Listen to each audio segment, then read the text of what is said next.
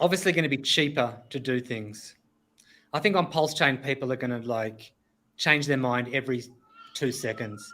I think someone's going to provide liquidity, and then a price goes in one direction, and then they pull that liquidity and they put it at another range, and then they pull it that same later that day and put it in another range. And like when you're doing things like LPing and Ethereum, you want to look at the prices and really think about how much you're putting in and how much it's going to cost you. But on PulseChain, and the same with proof of work and Ethereum Fair, you don't when it's like less than a cent to do any of this kind of stuff, you don't even have to think about it. So there's going to be a ton more movement, I think. Whereas on Ethereum, we're a lot more kind of careful about moves we do. That's my guess. Yeah, I'm going to stick to that. I literally have no idea what's going on with PulseChain right now. Like, I don't know. I don't know what to expect at all. Like, I need to see the next version of testnet up and start to see some conversations going on in the GitHub and to be able to download some code and look at it. Like, I have no idea what's going on with that. We really have no idea. We don't even know if he's still keeping it to like a delegated proof of stake, or if it's going to be like when he says he's going to he's like it's forking Ethereum 2. Does that mean we're going to have thousands of people validating on PulseChain? I think they're going to amp up the price to do that. Definitely not going to be 1-to-1. I think it'll be more like 10,000 to 1 or something like that. But even then, it's like what happened on Ethereum was it was high, but then people just started these pools so that the smaller players could just buy into those bigger pools. Okay? Richard does love cloud mining. He said that before.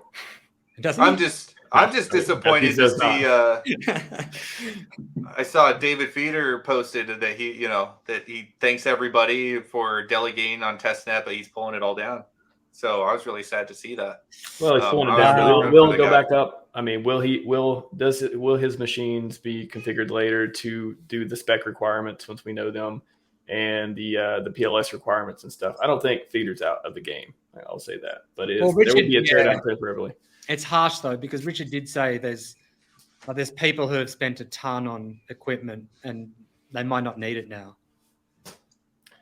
Well, there's different ways of scaling it too. There's vertical scaling where can you just upgrade the hardware to make it work? Maybe if we knew the spec requirements, we knew the PLS required, I think everyone could run their own numbers and be like, okay, this makes sense or not. But I don't think it'll be. I can't see it outpricing hexagons. I think there'll be a lot of communities still going to participate.